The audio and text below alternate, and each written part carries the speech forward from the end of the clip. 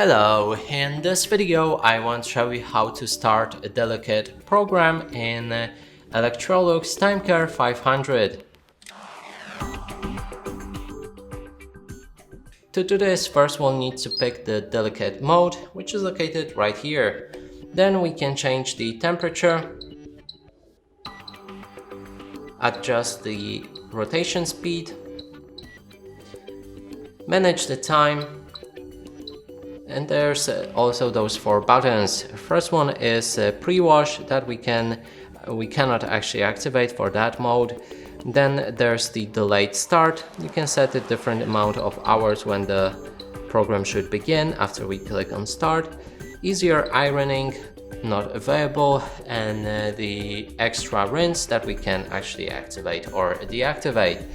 And when you're ready, click on the start and the program should begin unless you've set the delayed start right here.